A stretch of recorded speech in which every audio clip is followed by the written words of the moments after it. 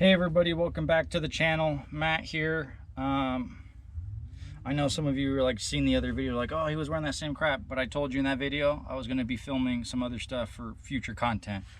So that's where we're at right now. Taking a break from the shooting aspect.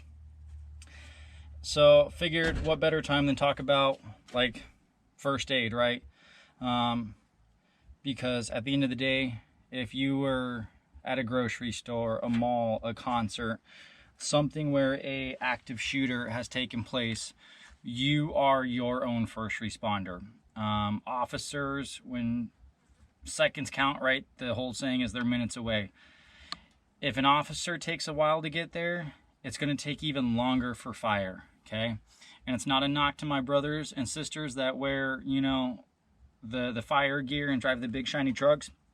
It's just, that's not their job, okay?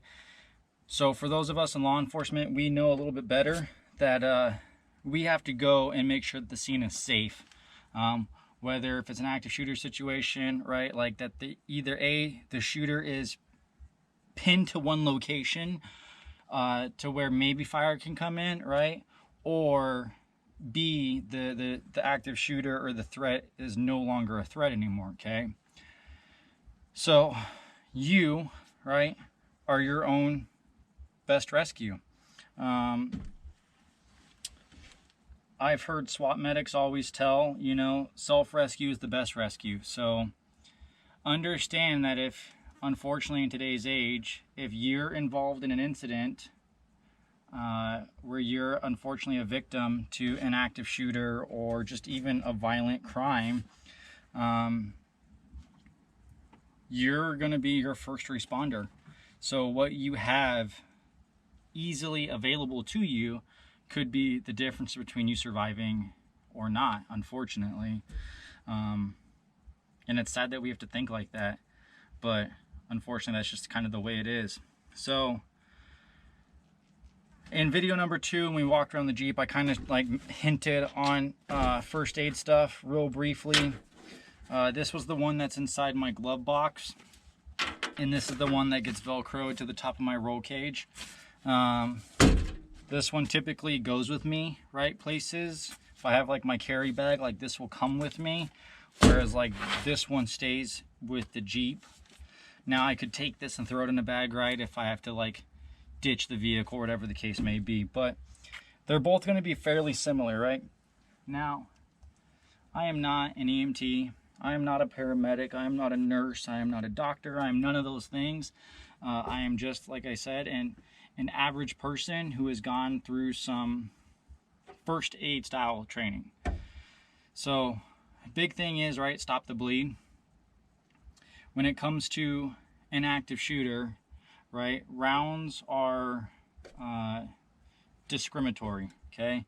Doesn't matter if you're white, black, Hispanic, purple, green, yellow, believe in God or believe in, you know, extraterrestrials or whatever the case may be, right?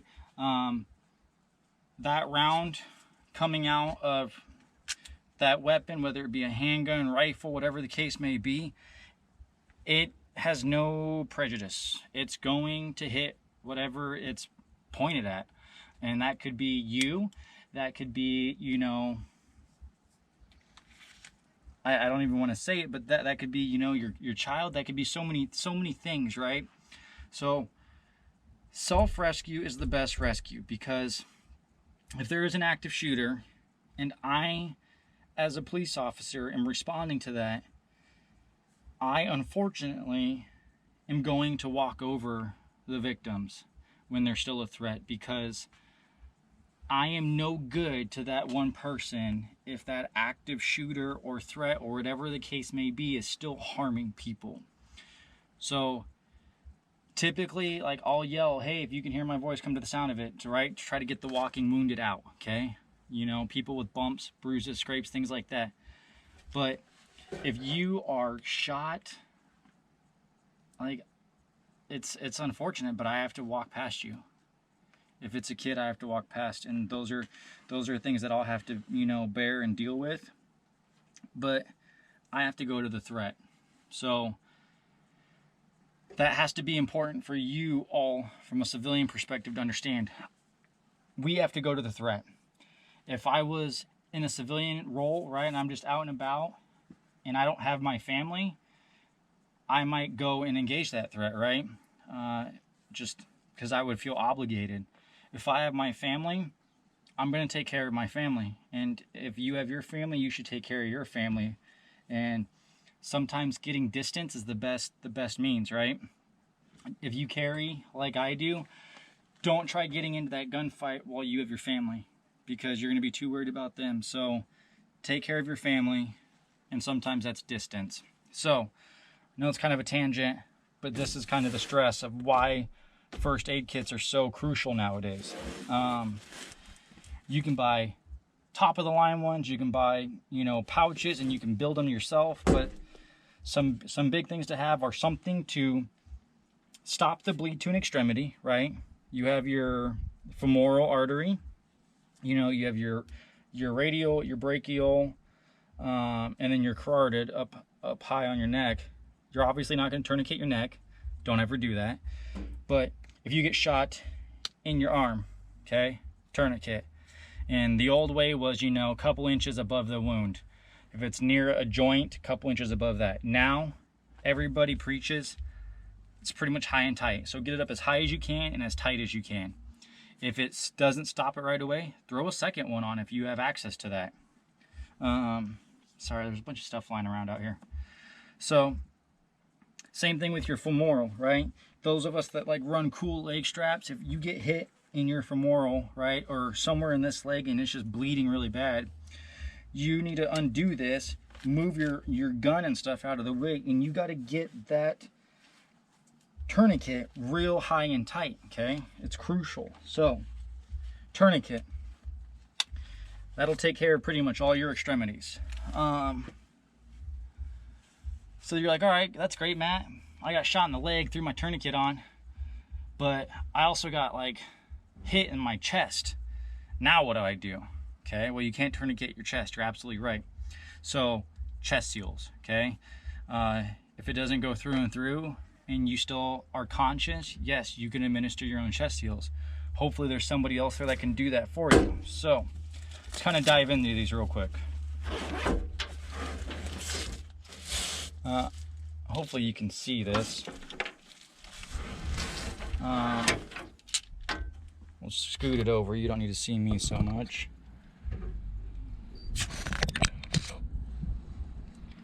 So this is the one that goes with me in the Jeep. This is kind of like my camping and stuff one. So I have my tourniquet out front. Got some gloves I can go to. Ibuprofen. Again, this is like for camping and stuff. Got quick clot gauze, right, for wound packing. Got some more gauze and things. Got an emergency bandage, right, so wound packing. Got a triangle bandage for like a sling. More medical shears, glow sticks, just because you might not be able to see, right? And not all of us carry a flashlight, so glow sticks are cheap, inexpensive. Emergency thermal blankets, because like I said, this goes with me in the Jeep, so if I get stuck somewhere, I have it.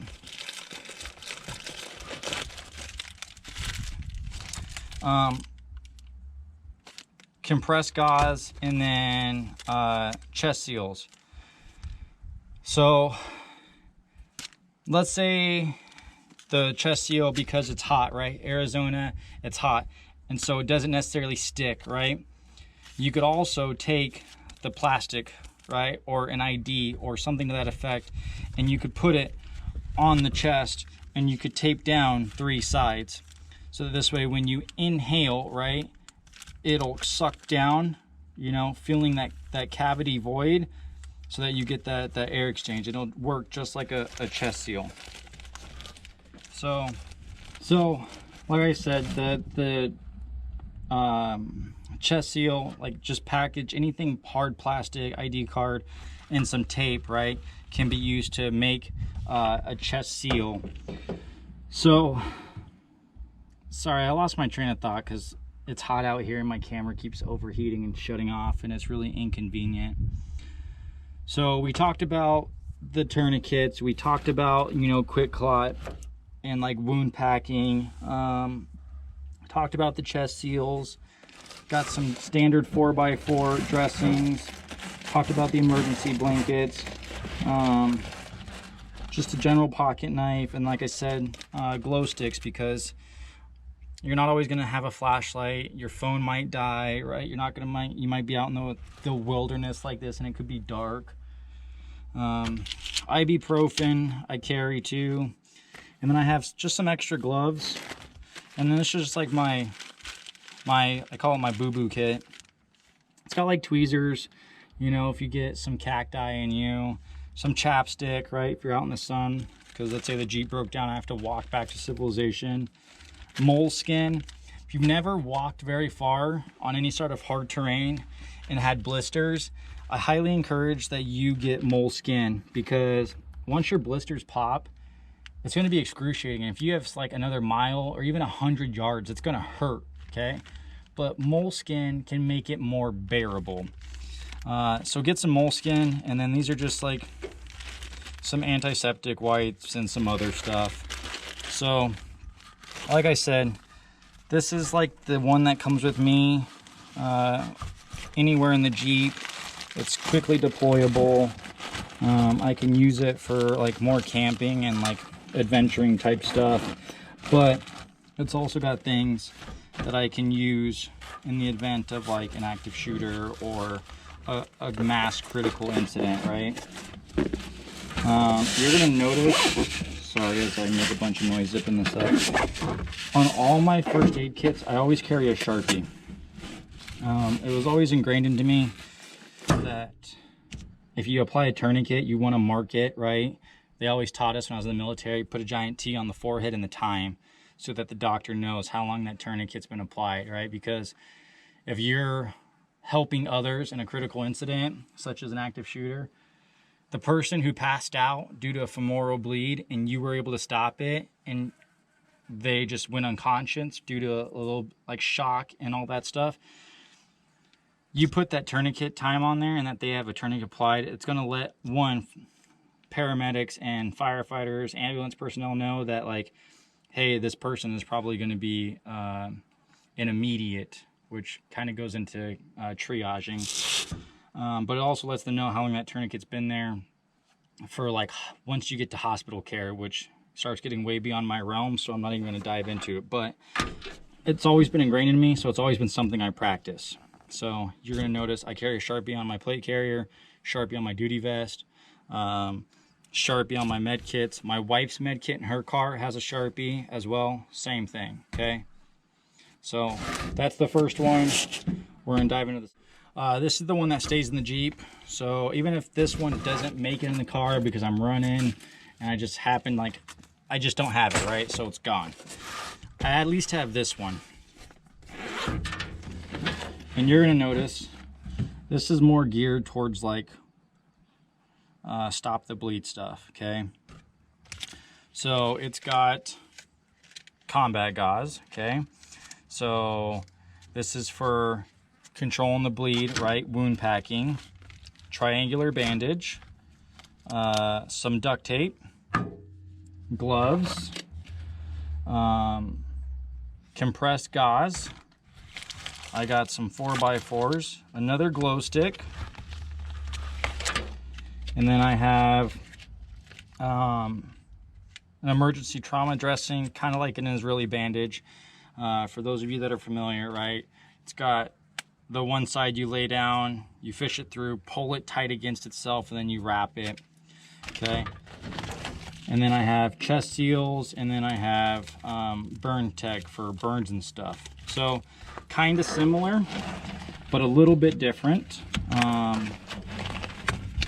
Still have shears, still have gloves. So I have enough that I can do aid with. What you don't see in here is a trauma kit. Or not a trauma kit, a tourniquet. But I don't have a tourniquet in here,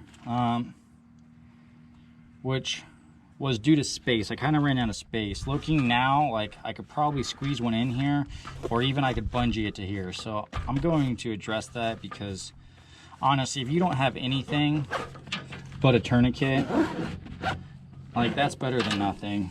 If you have tourniquet and some quick clot, or some, like if you have tourniquet, quick clot, bandage, and then like chest seals, the amount that you could render aid to somebody is astronomical. First aid kits.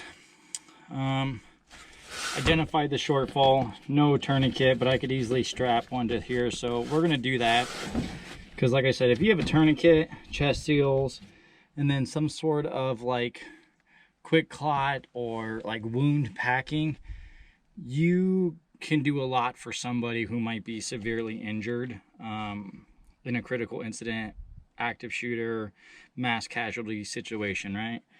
But more so, you can treat yourself, because at the end of the day, self-rescue is the best rescue, right? I know it sounds like silly to say, and I always remember kind of laughing when I would hear the SWAT medics say it, but it actually resonates and it makes sense to me because of what is still at stake, right? Like there's still a threat. So your own rescue is the best rescue. If you can get to a place of cover, great. If you can start treating yourself, even better. If you can engage to neutralize threat, phenomenal, right? But at the end of the day, you got to remember your own capabilities and limitations and what you're comfortable with doing. If you have your family, protect your family, right? Distance is sometimes the best, but sometimes, unfortunately, we're just caught right in the center. So find cover, know what the difference between cover and concealment are, and there's plenty of things like that. Just a simple definition search, right? You could figure it out. But first aid kits, one that pretty much goes with me everywhere, off-roading, camping, one that stays in the Jeep. Pretty much similar, minus the tourniquet, but we're going to fix that, I assure you. I have another tourniquet. It's literally just lying in my nightstand, so I'll fix it to here or mount it some way, but tourniquet will be with this one. So these are first aid kits. Remember, tourniquets, high and tight, and only for your extremities, right? So your arms and your legs. Don't be the guy that tourniquets somebody's neck. You'll be an idiot. Chest seals, obviously, anywhere on the torso, right? You can use a chest seal. All it is to help with the vacuum effect from a wound into your torso. Wound packing, it's going to hurt, right? If you're actively packing in like quick clot gauze or something to that effect to stop bleeding, it's going to hurt and it's going to be excruciating for the person that is getting it packed into their wound, but it could save their life, okay? Again, I am not an instructor, I'm not an EMT, not a paramedic, not a nurse, none of those things. I'm just a person who's gone through some training, and I'm literally, for lack of a better word, kind of regurgitating some of the takeaways that I have been given. So, obviously seek out reputable instructions, right? Go to a Stop the Bleed course, go to a CPR course, right? Because they're going to, obviously, those are trained instructors, certified instructors, and they're going to have probably a lot more information to give you. But get yourself a trauma kit or a first aid kit, IFAC, whatever you want to call it. Get yourself one and have it to where you can get to if you need it, because you never know, right? Next time you go to the grocery store might be the time you need it. You could be stuck in traffic and there could be a significant rollover and fire is minutes out, right, where you could be seconds. So most importantly, if you have it, this is another thing. Sorry, bear with me as I tilt this up a little bit. If you use a tourniquet or chest seals or wound packing on somebody, especially in the state of Arizona, you're covered, okay? And what I mean by that is the Good Samaritan law. So you don't have to be a first responder, you don't have to be an EMT, you don't have to be a paramedic, you don't have to be a nurse. If you were in the military and you were trained on self-aid buddy care, right? And they taught you how to apply a tourniquet, and you apply the tourniquet based off of the instructions from the person who was just in a serious auto accident that might have a severed leg, right? And you apply that tourniquet, stop the bleeding. But let's say you save their life, but the hospital still has to amputate their leg. It's not because of anything you did, and you can't be civilly held responsible. So I'm not going to quote the whole entire statute. And again, I am not a lawyer. I am not giving you legal advice by any means. But understand that if you help somebody who is otherwise unable to help themselves, for the simplicity of it, you're covered. As long as you don't do anything that you've never been trained on or you've never been taught, right? Like, you can read the package when you buy your tourniquet and learn how to apply it. You can read the instructions on the chest seal and learn how to apply it. Now, if you're doing like some, crazy the tracheotomy, I think that's how you pronounce it. I don't know. But if you're doing the freaking thing where you saw like, oh yeah, one time I saw on this TV show, this guy, cut this guy's throat and then shoved a pin in there, right? So he could breathe. Don't do that crap, okay? Because that's where you'll be held liable. Now, if you know how to give somebody chest compressions because you've gone through a CPR class and maybe it might not be up to date, but you know how to just give compressions, and you do that and you break their ribs because that's what's most likely going to happen, they can't turn around and sue you, okay? So, Good Samaritan law,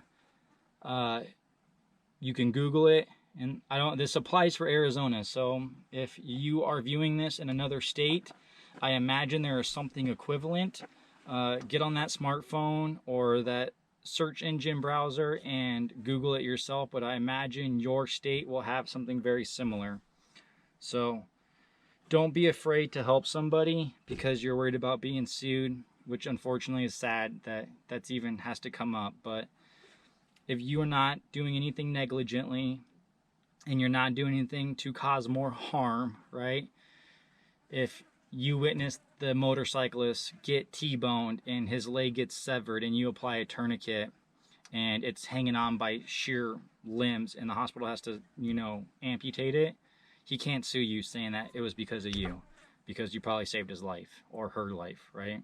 So, Good Samaritan law, for those of us here in Arizona, you are covered from any civil litigation, as long as you don't do anything way outside your scope, okay? So if you are not a doctor, don't be pushing some sort of drugs. Don't be like, oh, I have this, drug to help me with this. I'm going to give it to them. Don't do that. Oh, I know how to apply these chest seals for this dude who has, a puncture wound to his chest. Do that, okay? Don't do an AO and start drilling into somebody's shin thinking you're going to start pushing meds or IVs or fluids. Haven't been trained to do that. Don't do the trach thing where you're cutting into somebody's freaking throat, right? If you haven't been trained to do that. So stay within your realm, okay?